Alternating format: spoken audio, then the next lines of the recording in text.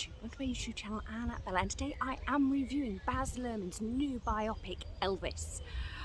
This is going to be a long video, I can tell, and also we're going to do some of the history of Baz Luhrmann's films, but we are primarily going to review his film, Elvis, because this is going to be big, so let's get to it. So here I am doing my Baz Luhrmann Elvis biopic. It's split into 4 stages. The first stage is a flashback to Elvis's childhood and youth and his family situation, which gets flashbacked throughout the other 3 stages. The second stage, which is my absolute favourite, is his Wiggling Boy stage, and that is amazing because that is when rock and roll meets country and soul and blues. Epic. The second stage is what started out with great promise, the films. We all know how that turned out, and then a wonderful special. I will come back to that. The late stage is obviously his musical development and being trapped in Vegas and unable to go on an international world tour with his playing the Lisa Marie. The performances, Tom Hanks is a great Colonel Parker. I'm just putting that out there, and in fact I would say that the way they've presented Colonel Parker is very balanced, and make no bones about it, he is very open and says some people have made me out to be the villain of this story, and it's very much left up to you to decide whether Colonel Parker is the villain, whether Elvis is the villain, whether Priscilla is the villain, his parents, his weak father. But it does present Elvis as very ghost-like and lost throughout this movie. There are rare glimpses where you do hear Elvis's voice, but it's not actually about his sort of personality. It's actually more about his music and his musical style that you really hear him sing. And I mean that metaphorically, because obviously Elvis is going to sing. You get a lot about him as a person, and him being sort of very unique and odd and different compared to the other people and compared to everybody else. So his whole influence is very, very strange and different, and he does stand out because he is not your typical white or white bread American boy. He's not that at all.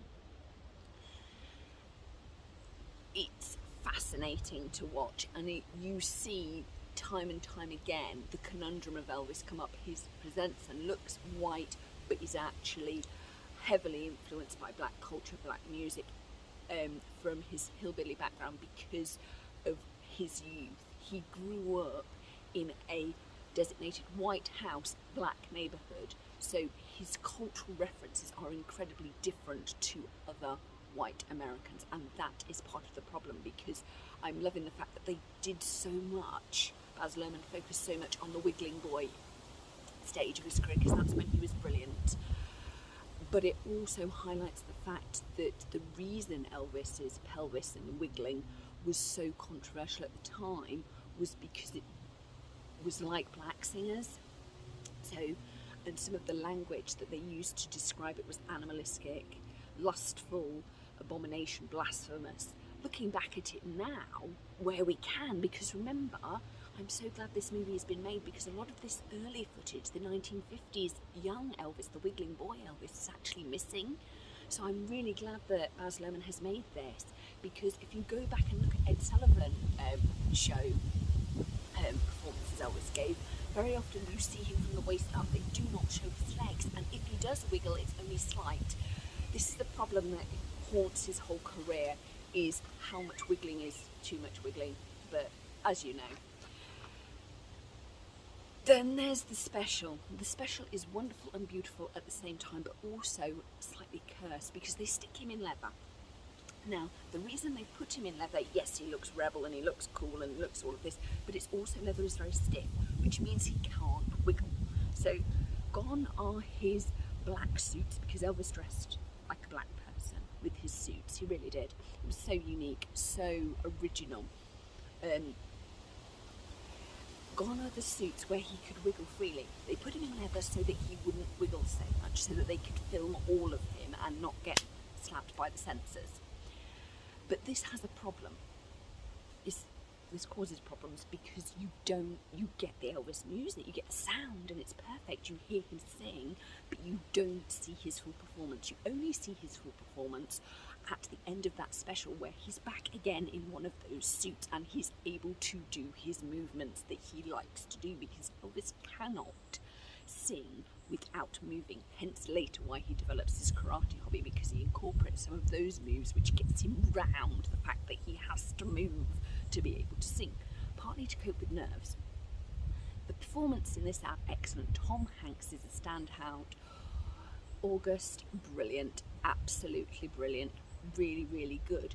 But, and I think that this is correct, you don't feel that you know Elvis. And I'm loving the fact that his personal life, yes, it's looked on, but it's not the main focus of this film. This film looks at him as an entertainer, but as an entertainer, actor, but primarily it looks at Elvis as a musician, and that has been lost in all of the merchandise, in all of the personality dramas, in the fact he got divorced and he had the big wedding and the Memphis Mafia, and he collected guns and he collected police badges and all the rest of it. That's not what this film is about. This film is about Elvis the artist, and in fact I would go to say it's about Elvis the frustrated artist.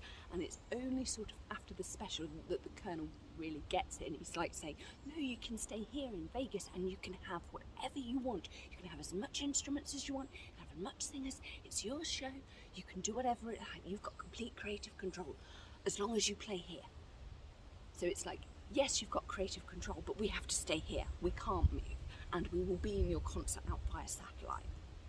We all know the reason for that, because Colonel Tom Parker does not have USA citizenship and cannot leave the US because he's worried he won't be able to get back in.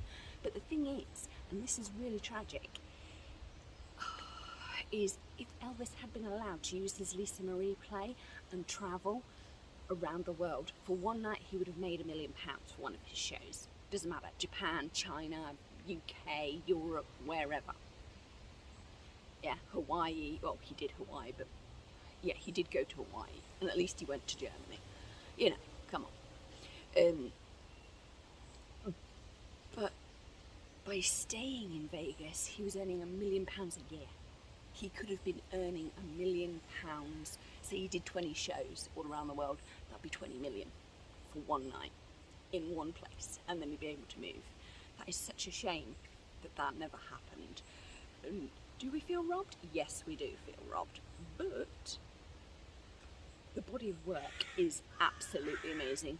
Nature. Yes, caw to you too. The body of Elvis's physical back catalogue of artistic ventures. We've got opera, we've got ballads, we've got crooning, we've got rock and roll, we've got soul music, we've got gospel music, we've got country and western. And it's very interesting that Dolly Parton turned down being in the Rock and Roll Hall of Fame. And my mum, as soon as I said that, she said, that's ridiculous. Her songs have gone on to be rock songs.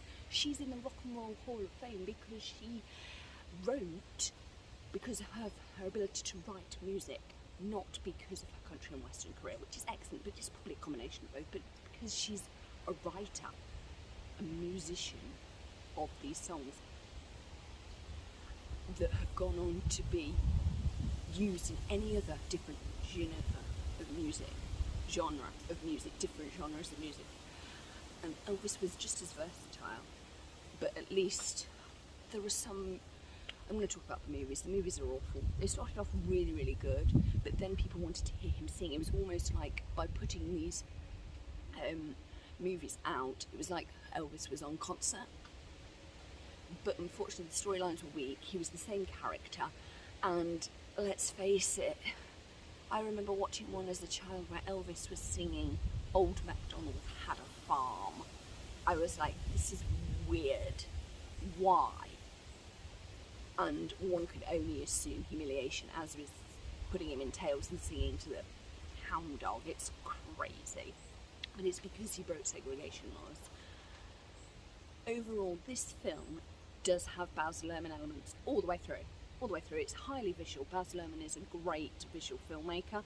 It reminds me very much of Strictly Ballroom, with in and out of his ability to do that. We've got Moulin Rouge feel to it with the colour and the costumes, definitely. There's also the Romeo and Juliet aspect of the tragedy, but the way Baz Luhrmann films it is you understand it, but you don't really know Elvis. He's like a lost boy or a lost ghost in his own story, and the only time he really has creative control over his own destiny and journey is either when he's watching TV and it's something political and it touches a nerve and he either shoots the TV because he's so annoyed that with how the world is going he can't sort of get his head around it because he was caged in Hollywood for so long. But then there's also the other factor of he only really seems to have his voice when he's allowed to be musical and have his music creativity. That special was a revelation. His show at Las Vegas, yes, he was trapped there, but his show that he put on was absolutely amazing. And I like the fact that you saw his development, how he was able to conduct his own orchestra. He wasn't just somebody who stood up and sang. He actually worked with all these different people and was collaborative with his music, and that's really important because we lose all these things in Elvis's packaging, in the costumes and the performance and all of this, and you sort of get blindsided by Elvis himself, Elvis the personality, rather than Elvis the creative musician. This film puts Elvis the creative musician firmly as the focus, and you see somebody.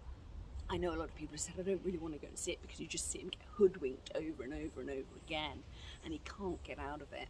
I mean, he tries, there are various moments, but he never seizes them. He's almost like lost in a... I love the scene where Elvis is in the mirror maze because that's where he's lost. And he's like, you're a lost boy, and that hints, that's a metaphor for what's going to happen to him as an artist. He gets stuck and he can't get out. He had one opportunity and that was the end of the special, to go on tour and to break completely with Tom Parker. If he'd have done it then, before getting trapped in Vegas, because he was trapped in Vegas because Tom Parker was gambling away the profits before they even made them. That is the problem. Other artists have done that too. Celine Dion is another one that got trapped in Vegas, but I'm not going to mention that anymore. But it is a huge thing that they have done, and I'm loving the fact that actually they do talk about his personal life, but it's not the main focus. We've had loads of films like that. There's been the wonderful Kurt Russell one and the Jonathan Rhys-Meyers TV show. This film primarily looks at his music and actually makes a lot of links between Black American music, the soul, the gospel, and actually gives us an insight into Elvis's roots as a musician because he is so unique. No other white boy was going to gospel revivals with black people. He didn't see any difference because he grew up in a black neighbourhood as a white family, and that stayed with him throughout his whole life. So it's fascinating. The performances are excellent, the cinematography excellent, the costumes excellent. It is a really, really good film. I enjoyed it, 5 out of 5. And I know some people are going to be like, but how can we watch this poor bloke get hoodwinked and why can't he get out? And I'm like, he can't. He doesn't have the business nous. And this is the thing.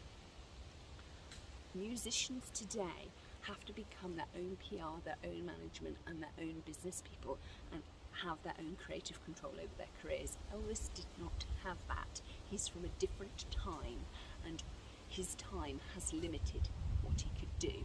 And I mean, it's like the whole Star is Born thing with Barbra Streisand. He would have been wonderful for that, but the Colonel was like, no, the Colonel did not know good art for anything. He was a carnival manager and he just saw Elvis as a pony that he could trot out and make money off, and it didn't matter about the quality of the art, except it did. Elvis's talent was bigger than that, and the Colonel blindsided.